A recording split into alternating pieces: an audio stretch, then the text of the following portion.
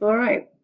Well, let's just take a look at what happens when copper, which is this metal piece hanging above this solution, when that copper is dipped into a solution of silver nitrate. See there, AgNO3? We have silver nitrate and AQ right there behind that. Remember, that means the silver nitrate is dissolved in water. So we're going to dip this copper metal into the silver nitrate solution and see what happens.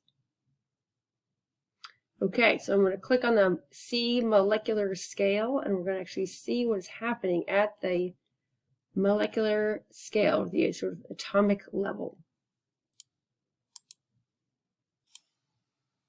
Okay, so I want to point out that it says, for the sake of simplicity, anions and water molecules are not shown in this animation. So there's no H2O floating around. There's nothing shown there. It, of course, is there, but we are not going to see it. And we're not going to see the nitrate that's floating around in there either. But what we do see is the silver ions. We know that these are silver ions because they're charged with a positive 1 charge. And those are floating around, being held up by water. And they bump into the copper atoms. So atoms are elements that are neutral. They atoms that have the same number of positives as negatives. And once these silver ions bump into the copper atoms, you can see these 2 electrons. One goes to each silver ion, making them neutral.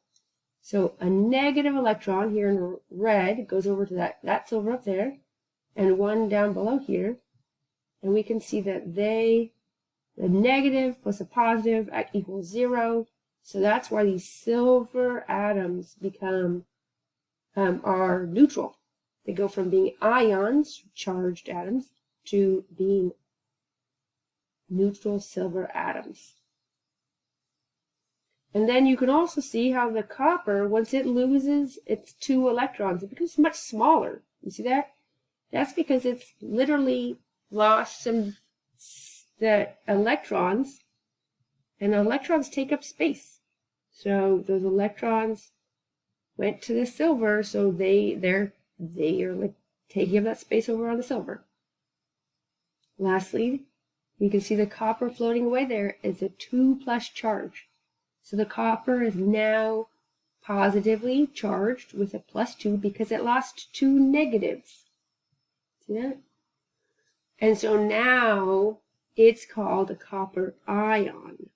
And that's the blue solution that we were able to see in all of these little reactions we've been watching.